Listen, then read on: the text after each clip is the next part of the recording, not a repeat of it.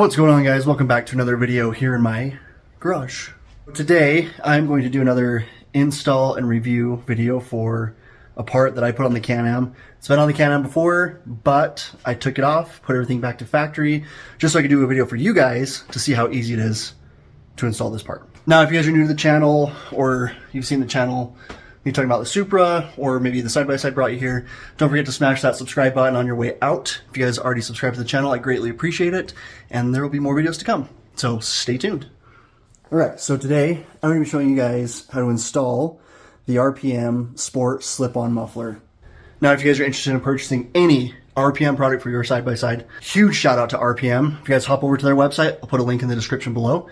Use promo code MAINSTREAM801 on checkout, and you guys will be able to save a little bit of cash on your purchase. So, huge shout out RPM. You guys are awesome.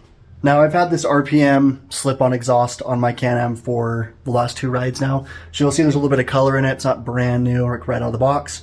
But for the purpose of the video, I thought I'd put the factory Can-Am muffler back on, put everything back to how it was factory, and show you guys a step-by-step install on how to put this on. This install took me maybe about 30 minutes. Allot yourself a little bit more time than that just in case you run into some problems or whatever.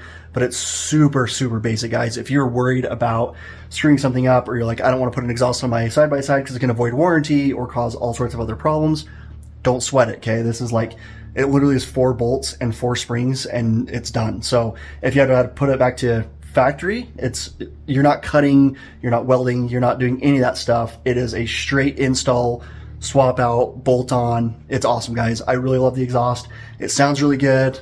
I'll start it up for you. You guys probably already heard that beginning, but I'll fire it up for you, give you a couple revs. It's hard when it's in the garage. When it's out of the dunes, it's a little bit better, obviously. But today we're going to focus on the install and my overall opinion of this exhaust. So right off the rip, guys, the quality is pretty good. I mean, you're talking $450 for basically a slip-on. Now, over here on the machine, I'm going to be leaving the factory cat, so I'm not deleting any of that. I'm simply getting rid of this portion in here and replacing it with this. Now, the muffler itself looks like pretty good quality. The welds are really good. Stacking those dimes. Good job, RPM. They look really good. The only downside, and you guys might be able to see it, is right there. It may not bug you. I'm kind of a fabricator. I like to, obviously, I work on my Supra and I like things a certain way. For whatever reason, this is not straight. It kind of goes at an angle. That is the only thing that I can see wrong with this exhaust. And it doesn't bother me that much. I mean, I could go in there with an angle grinder and cut that. But other than that, everything looks amazing. I mean, all the brackets to hold it right on to the machine, they look really good. I'm pretty impressed. So you can see the color in there. It's got like a bluish purple hue to it. A little bit of a brown color here. I did scrape the exhaust a little bit. I don't know if that was from some mud or whatever. But other than that, guys, this exhaust is pretty sweet. All right, and then a few of the things that I got with mine. I did get the baffling here, so that just slips right inside the muffler there. You can utilize the same exhaust tip that comes on the Can-Am. They did an awesome job of putting a 3-bolt flange on there, and it lines up perfect with the tip that's already on the factory muffler. I would spend the extra $15, and I would 100% get this tool. You'll see why in a second. You guys will thank me later. And the tools that I laid out for what you'll need to take this off.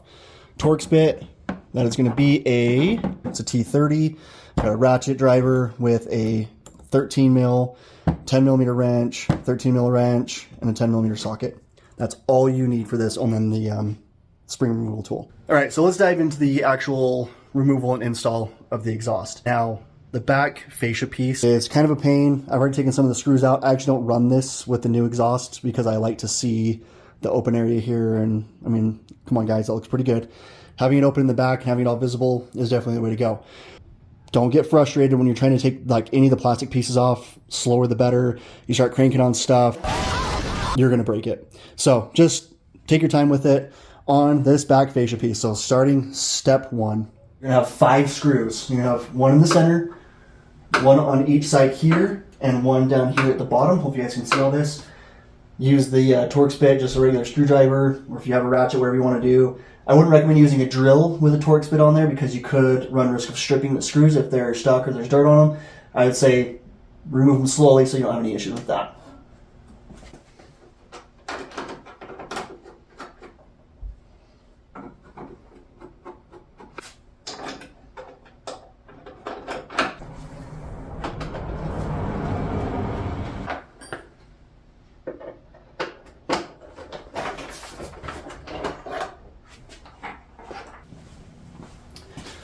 All right, so that fascia piece that I just took off, it will work with the RPM exhaust. You don't have to cut anything, just the 5 screws. It goes right back on the same way if you plan on running it. If you don't, you can put it in a filing cabinet. Some people refer to that filing cabinet as a trash can. It's kind of a blue looking thing with some wheels on it. You throw it in there, the local trash company will come and they'll take care of it for you. The first thing I'd recommend doing is taking these 4 springs off. They're the exhaust springs. That's what holds the slip on to the cat portion of the exhaust. I would not unbolt this quite yet because you're gonna have to use some strength to pull these springs to get them to unlatch. And you'll see here in a second how difficult that can be. There's not a ton of room up inside here to get these 4 other springs. So it's kind of like an X pattern. There's 2 up inside this area here. That's where the spring tool is going to come in handy. If you think you're going to get some vice grips in there, good luck, because this is right in the way of where the springs are. So there's no way to really get a tool inside there. Spend the extra $15. You guys will not regret it. You can see here, it's got just a little hook on it. It's like a T-handle. This is definitely worth it. You will rip your hair out if you don't have this because you can't get a tool in there. If you guys choose not to keep this, or if you buy it, you can let your buddies use it, whatever it may be. Or you can put it with that fascia piece in that blue filing cabinet with the wheels on it, and the local trash company will get rid of it for you. But what you're going to do is a little hook on here. You're going to catch the back of the spring, just like this. You're going to have a good grip on it, and then you're going to pull towards you, and there's the first spring. That's what you're looking at. They've got some pretty good tension on them, so the more leverage to take these off, the better.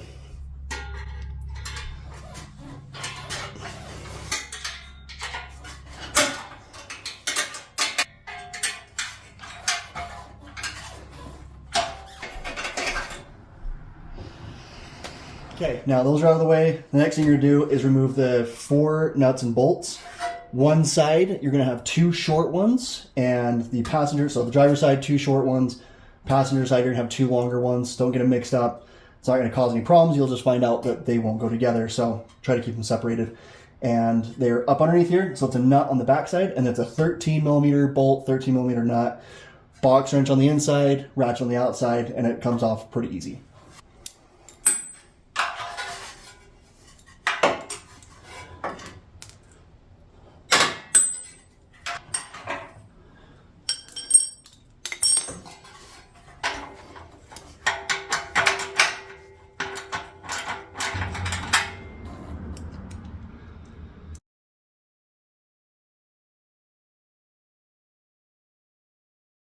Okay, now once that's off, all you do is kind of rock the exhaust back a little bit, just kind of pull it out.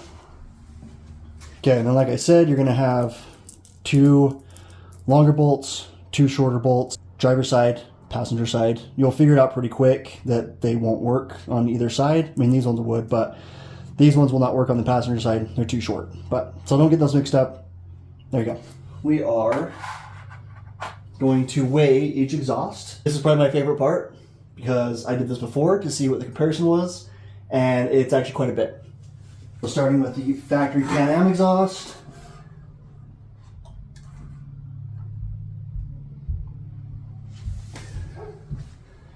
You guys can see that. If you guys can't see, it's a little over 24.5 pounds. RPM exhaust.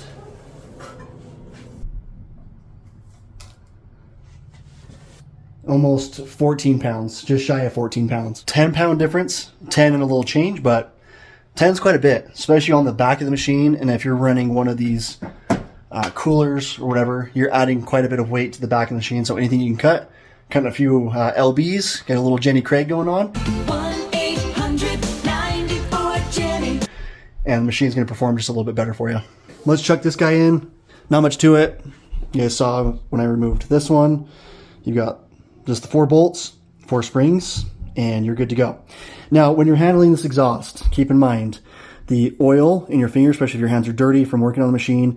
If you're touching the exhaust with your bare hands, you could potentially put some oil or some grease on the exhaust. And as it warms up, you'll get some weird hot spots on the exhaust system itself, and you'll see it. So it's okay to handle it just with bare hands, but when you put it on there, use some acetone or some alcohol. Thoroughly clean the exhaust so you don't have any weird little prints in there just as it's going through the heat up process, and then you'll be good to go. I thought I got it all cleaned, but I think that's a fingerprint right there. So you guys will see that it can get burnt into the exhaust, but the rest of it looks pretty good. So same thing when you're putting this in here, I can just feed it in like this. with the exhaust tip pointing down, get your brackets, mounting brackets on there where they need to go. I'm going to push down on it, and then it'll just kind of fall right into place. Simple as that, guys. Okay, and just like in reverse, I'm going to put the bolts on. That way I've got some leverage for those springs, but don't tighten them down yet. So put them on finger tight just to kind of hold it in place, because this is going to want to walk a little bit as you put those springs on. You want to make sure you get a good seal on that with the springs, because there's no gaskets. So if it's crooked or anything, you're going to get a little bit of an exhaust leak and it might not sound the greatest. So make sure everything's seated before you really crank these down.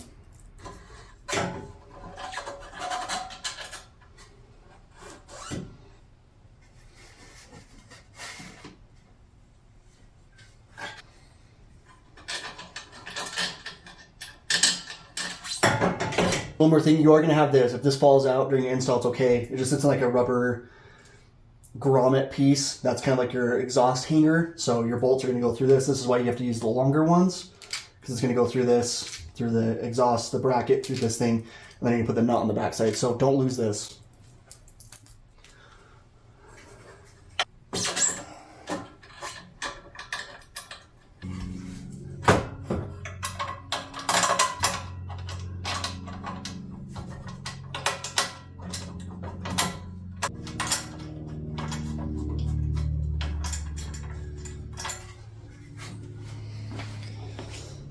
So again, just like in reverse, springs, 4 of them, hook this onto the cap portion of the exhaust first, so the turbo back to this part first.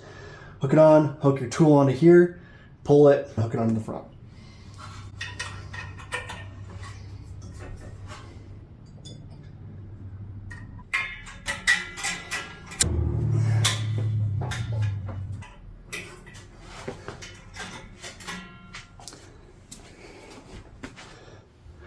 Okay, and I promise, I'm not trying to upsell you guys on anything, but this tool is absolutely the way to go. So you can see how tight everything is in there to get this tool in here. This side, maybe not so much, but if you look up inside, I mean, I'm probably gonna get the camera in there. The spring's all the way up inside there, and the other one is all the way up inside there. So you can see it's like up inside there. There's no way you're gonna get a tool, like a pair of pliers or whatever, and it takes kind of some brute force, even with this, to really pull this spring back and hook it on there. Okay, let's just tighten up the 4 bolts and we'll be good to go.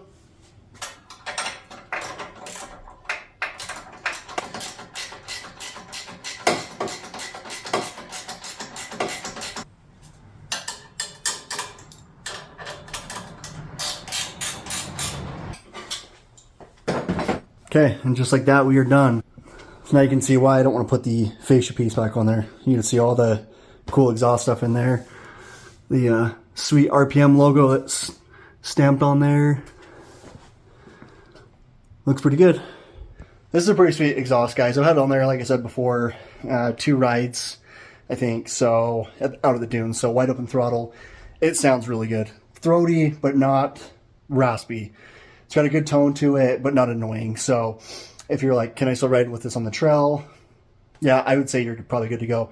The one thing I noticed on this, and maybe it's just because it's in my head now, is the throttle response. Again, it could just be because I put an exhaust in there, I'm just in my head a little bit, but I feel like it accelerates just a little bit quicker out of the hole. And it sounds good. I'm not disappointed at all with it. I would definitely buy this. If I were to buy another machine, I would definitely go with this exhaust again. The one thing I might do is the cat delete pipe. So I'm looking at that through RPM as well. The cat delete just bolts on the back of the turbo. It's actually V-band, but it goes on the back of the turbo, and then it matches up to this slip-on exhaust. So probably in the near future, we'll go with that one. But between the exhaust and the blow-off valve, it's sounding pretty good. What we'll do right now is I'll start it up, give you guys a couple little revs. I'm not gonna take it out and drive it. If you guys want to see or hear what it sounds like, check out the blow-off valve video. And I go up and down the street a few times. I'll do more videos of it out of the dunes and jumping and whatnot, so you guys can hear the blow-off valve and the exhaust in the wild, in the open. You guys will have a better idea of it, what it sounds like outside, out in its natural habitat.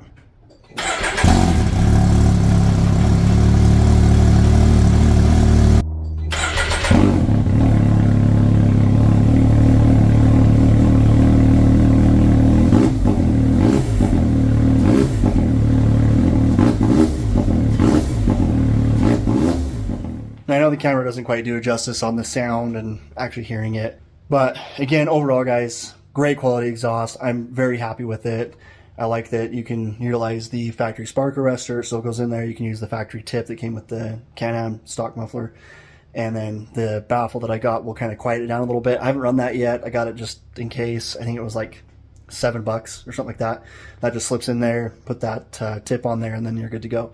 So again, like I said, guys, I would highly recommend this to anybody. If it was a friend, if I had another machine, I would definitely buy this same exact exhaust. Again, guys, if you are wanting to purchase anything RPM, hop onto their website, and again, use code mainstream801, save you some money on checkout. And again, huge shout out. Thank you, RPM. You guys are awesome. And I will continue to run your product on my machine. I'm very impressed, very happy with everything that I've gotten so far. And that being said, guys, we will see you on the next one.